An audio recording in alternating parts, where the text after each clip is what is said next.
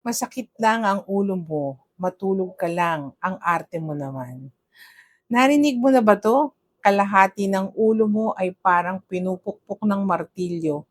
Nasusuka ka na at gusto mong basagin lahat ng ilaw at patayin lahat ng maingay sa paligid mo dahil sobrang naiirita ka. Tapos, sasabihin lang nila, ordinaryong sakit ng ulo lang yan.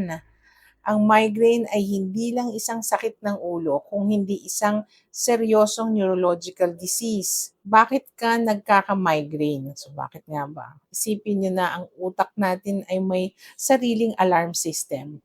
Sa mga normal na tao, chill lang ang alarm na ito. Pero kung may migraine ka, sobrang OA at sensitive ng alarm system ng utak mo. Naamoy mo lang yung matapang na pabango ng katabi mo sa jeep, na-stress ka sa trabaho, na-stress ka sa boss mo, nakakain ka ng tsokolate o cheese, kulang ka sa tulog, o minsan sumobra ang tulog mo, biglang magti-trigger ang alarm ng walang pasabi. So ano ang mangyayari?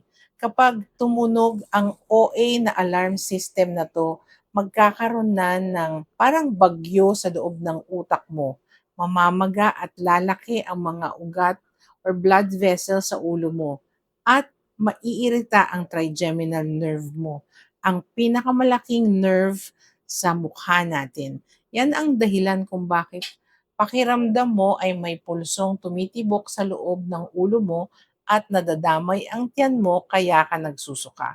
Literal na nagwawala ang mga nerves mo. So, paano natin ito kokontrolin? Ang pinakamalaking pagkakamali ng mga may migraine ay ang pagiging martir. Hinihintay mo pang lumala at hindi mo na maidilat ang mata mo bago ka uminom ng gamot. So mali yan. Mayroon tayong tinatawag na golden window. Kapag nararamdaman mo na yung unang kirot o yung tinatawag na aura, yung parang may mga nakikita kang zigzag na ilaw, inumin mo na agad ang niresetang gamot sa iyo ng doktor at huwag mo nang patagalin.